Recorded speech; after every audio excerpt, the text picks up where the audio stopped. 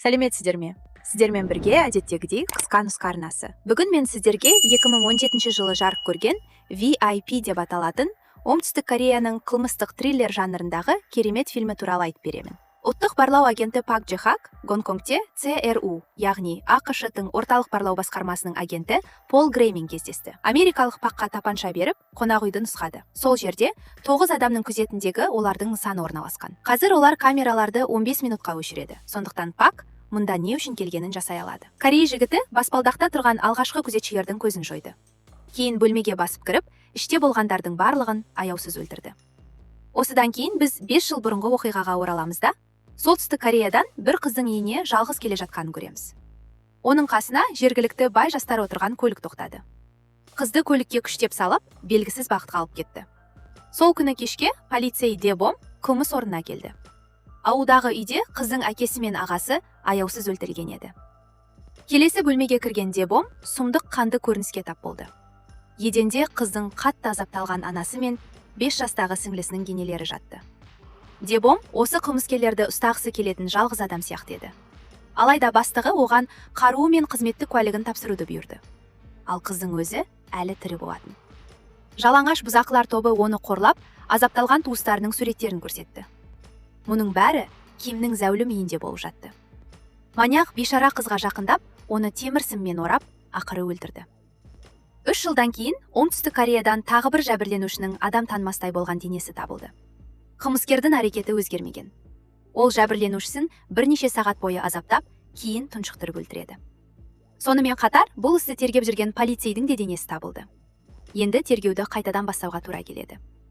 Полиция бастығы істі бөлімдегі ең үздік тергеуші Чхэге тапсырды. Ол қатал жұмыс істейді, бірақ нәтижелі. Қазір бірнеше жыл бұрын өзін өзі өлтірді деп есептелген полицейдің жерлеу рәсімі өтіп жатыр. Әріптестері оның кабинетінде қалған барлық материалдарды жинап жатыр. Полицейлерді зертханаға шақырды. 7-ші жәбірленушінің тырнағының астынан күдікті қылмыскердің тіндері табылды. Бұл олардың қолында енді ДНК бар деген сөз. Енді күдіктілерден үлгі алу ғана қалды. Олардың ішіндегі ең бастысы Ким Гваниль. Вы не знаете, с какими людьми вы связались. То же самое было с шефом Чо. Месяц не было, а уже развели тут говнину. Ты что, работать разучился? Нет. Бастық қалғандары қорқпай, маньяқты ұстауға кірсін деп бір қызметтерін ұрып жіберді. Мәселе мынада. Ким Солтүстік Кореяның жоғары лауазымды шенеунігінің ұлы. Маньяк Қытайдың Солтүстік Корея басшылығын қаржыландыратын шоттарының нөмірлерін біледі. Оңтүстік Кореяның барлау қызметі оны солтүстіктен шығарып, кейін америкалықтарға тапсыру үшін алып келген. Бірақ Ким осы жерде әйелдерді өлтіре бастады. Енді олар маньяқты түрмеге түсірмеу үшін өз полицейлерінің жұмысына үнемі кедергі жасауға мәжбүр. Пак полицияның Кимді жақында тұтқындайтынын білді. Үйдің ішінде полиция мен барлау қызметкерлері арасында қақтығыс басталды. Ал мұның бәрі ештеңе болмағандай, кітап оқып, сабырлы отырған осы сілімтікке бола болып жатыр. Агент Пак оған кісен салғалы жапқан. Бірақ тергеуші Чхэ одан бұрын әрекет етті. Алайда Пак шегінбеді. Сказали, что он якобы нарушил закон о госбезопасности, и мы его забираем. Чё, правда? Бұрынғы серіктестердің арасында төбелес болуға шақ қалды. Чхэ бұл жерге қамауға алу туралы ордермен келген. Бәлкім осы жолы саясаткерлер маньякты жауапкершіліктен алып қала алмас. Пак Кимге адвокат тауып беруді. Сондай-ақ оның барлық сыбайластарын іздеуді бұйырды. Похоже, они все исчезли. Испарились. Прям все? Да. Дәл осы уақытта Кимнің достарын біреу балғамен бірінен соң бірін өлтіріп жатты. Полиция бөлімінде адвокат Кимнің соңғы кісі өлтіру кезінде қалада болмағанын дәлелдейтін айғақ ұсынды. Енді жәбірленушінің денесінен оның ДНК-сы неге табылғанын түсіндіру керек. Адвокат мұны Кимнің бақшасында өзі баклажан өсіретінмен түсіндірді. Оларды достары мен көршілеріне таратады екен. Сол көршілерінің бірі кейін өлтірілген әйел болып шықты. Слышь, придурок, я спросил, почему твоя ДНК на телах жертв. Я не спрашивал тебя о баклажанах. Чхэ күдіктіні бөлімде тағы 24 сағат ұстай алады. Ал әзірге оның барлық сыбайластарын табу керек. Полицейлер жәбірленушінің үйінің маңындағы барлық бақылау камераларының жазбаларын тәркіледі.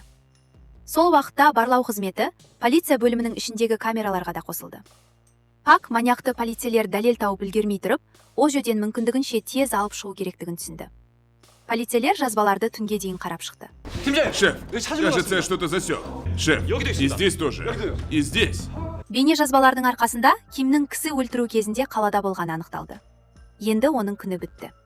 Оның достарының біреуін ғана тірі қалдырып, жолдың ортасына тастап кетті.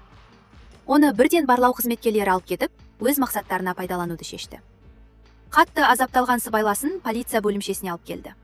Ол бірден барлық кінәні өз мойнына алды. Бірақ кенеттен оның ДНК-сы бірден 3 жәбірленушінің қалдықтарынан табылғаны анықталды. Мұның бәрі қайдан пайда болды? Мұны кім берді? Қысқасы, істі жабатын уақыт келді. Кимді америкалықтарға тапсырып, оларға құрмет көрсету керек. Дебомды бейтаныс адам күтіп тұрды. Ол үй иесінен таяқты қойып, өзін тыңдауын сұрады. Бұл солтүстік кореялық полицей Дебом еді. Ол Кимнен кек алуға ниетті. Я приехал с севера, чтобы поймать этого демона-убийцу, Ким Кван Иля. Чхэ бөлімшеге келіп, маньяқты ұлттық барлау қызметінің агенті алып кетіп бара жатқанын көрді. Ким оған қарап күліп тұрды. Знаешь, какие звуки издает человек, которого собираются убить? Особенно звуки, которые издают женщины на пороге смерти. Чхэнің ашуы басын түсіп, Кимнің бетінен ұрып жіберді. Мұны сол жерде тұрған журналистердің камералары бірден түсіріп алды. Кешке қарай жанжал туралы мақала дайын болды. Осыдан кейін бастық Чхэні қызметінен уақытша шеттеді. Ашуға булыққан тергеуші өз кабинетін талқандап тастады. Чхэ Дебоммен болған әңгімені есіне түсірді. Тергеу барысында оның 2 қызметкерінің тамағын кесіп өлтіріп, өзінде жаралаған еді. Мұның бәрі олар қылмыскерге тым жақын келіп қалғандықтан болды. Маньяқты қазір қонақ үйдегі бөлмелердің бірінде күзетіп отыр. Бөлмеге бір әйел агент кіргенде, оның бойында өлтірушілік инстинкт бірден оянды. Бастықпен сөйлесіп отырған кезде, Паққа оның адамдары қоңырау шалды. Қаныпезер әйелге тап беріп, оны өлтіруге шақ қалды. Бұл жолы Пак өзін ұстай алмай, маньяқты аяғымен теуіп жіберді. Считаешь, что это весело, да? Веселишься, а? На этот раз с той женщиной ничего не случилось, Ким әйелге оның өзіне қараған үшін шабуыл жасағанын мойындады. Пак қаншердің бетін аяғымен басты. Бірақ Ким күлуін жалғастыра берді. Ол өзіне ештеңе болмайтынын біледі. Пактың қолынан келетіні адамдарына маньяқты жақсырақ бақылауды бұйыру ғана. Чхэ бәрі аяқталды деп ойлаған. Бірақ солтүстік кореялық полицей қоңырау шалып, 2 жыл бұрын Кимнің Гонконгте қылмыс жасағанын хабарлады. Ол жерде Ким достарымен бірге қытайлық студент қызды өлтірген. Ким жергілікті полицияға пара беріп құтылған.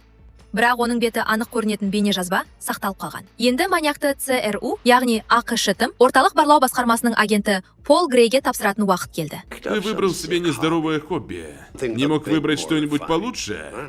Америкалық Кимге ақпарат берудің орнына көмек ұсынды. Олар оны бір рет Гонконгтен алып шыққанда да құтқарған. И вы переправили этот кусок говна нам? Осылайша барлау қызметі өз елінде сериялық қаншерді панаватты. Кимнің солтүстік Кореяда енді қорғанышы жоқ. Әкесі бұрынғы ықпалынан айырылған. Сондықтан Ким америкалықтармен ынтымақтастыққа қуана келіседі.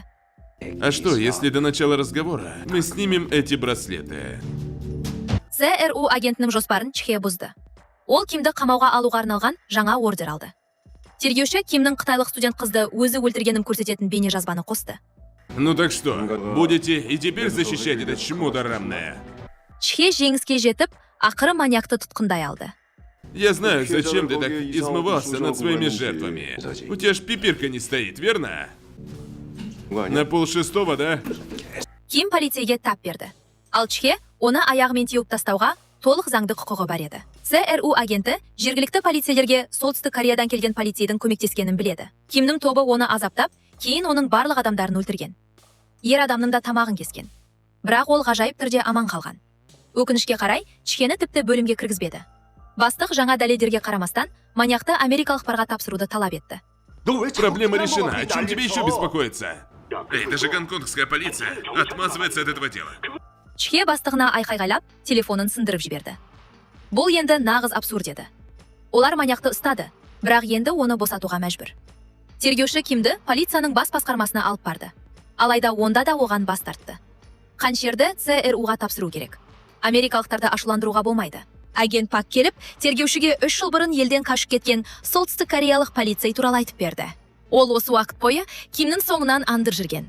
Дәл сол Дебом оның сыбайластарын жазалаған. ЦРУ Кимді алып кетеді. Демек, ол енді Америкада да қыздарды өлтіруін жалғастыруы мүмкін. Полицей ақыры беріліп, Кимді америкалықтарға тапсырды. Уәде еткендей, маньяктың қолындағы кісен бірден шешілді. Ол сол сәтте ЦРУ агентіне тап беріп, оның тапаншасын тартып алды. Қаныпезер тергеушіге жақындап, оны суыққанды түрде атып тастады. Агент Пактың досының қаны оның үстіне шашырады. Ким өз жауынан кек алды. Сонда да оған бұл үшін ештеңе болмай ма? америкалықтар асығыс кетуге тырысты. Өйткені агент Пак Кимді жібермеймін деп шешті. Ол СРУ қызметкерлерінің көлігінің артынан қуды. Сол уақытта жолда Кимді Дебом күтіп тұрды. Ол көлікке соғылып, алыстап барып, қайтадан жоғары жылдамдықпен көлікке соғылды. Алайда Ким екі америкалықтың арасында отырғандықтан аса қатты зардап шеккен жоқ. Дебом оны көліктен шашынан сүйреп шығарып, бірнеше соққымен есінен тандырды. Бұрынғы полицей маньяктан кек алуға ниеттеді, ал агент Пак оған кедергі келтірмеді. Пол Грей көлікке оқ атты, бірақ жүргізушіге тигіз алмады. Дебом солтүстік Кореяға қайтып барып, сатқынның ұлын билікке тапсыруды жоспарлады. Осылайша, ол туған жерінде кешірімге ие боламын деп үміттенді.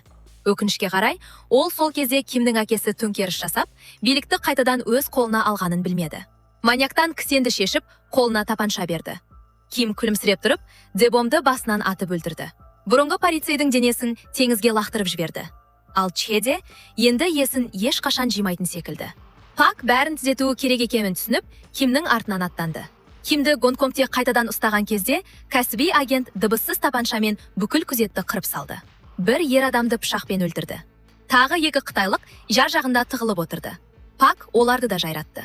Енді қол сұғылмайтын бай жігітпен есеп айырысатын уақыт келді.